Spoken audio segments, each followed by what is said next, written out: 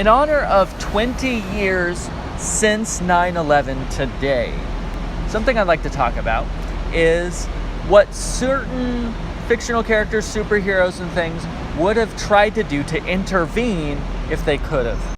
Now, before I even get started, let me get the brass tacks out of the way and say that not only are most superheroes incapable of stopping a large event like that, they generally don't. They usually respond to them and try to minimize the effect of them.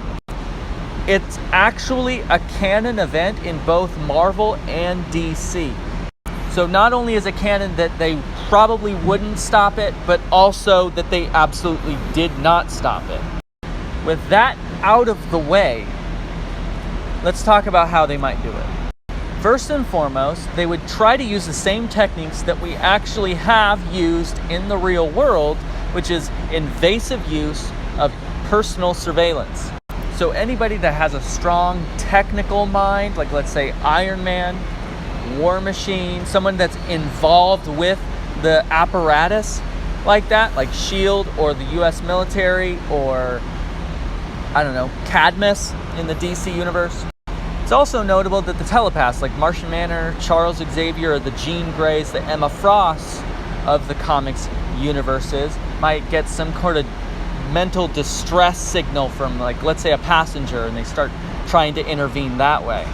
However, I think the most likely scenario that would play out is that you'd have the ground level heroes, the Punishers, the Blades, the Spider-Mans, and the Daredevils of the universe literally beating the information about a major terrorist attack plan that's in the works currently, and that now it's a race against time to try and uncover all the facts and stop it from happening.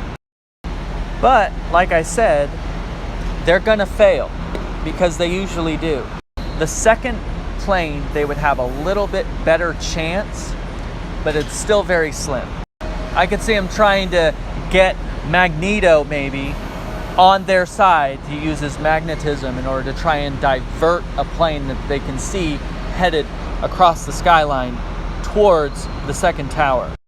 Their best chance is United Flight 93, and then the plane that hits the Pentagon. I wouldn't be surprised if there's some retcon or single issue out there where the reason that 93 goes down harmlessly is that they happen to have had, let's say, a SHIELD agent on board or something. But yeah, that's kind of how it goes down. This was a lot more depressing than I had planned it to be.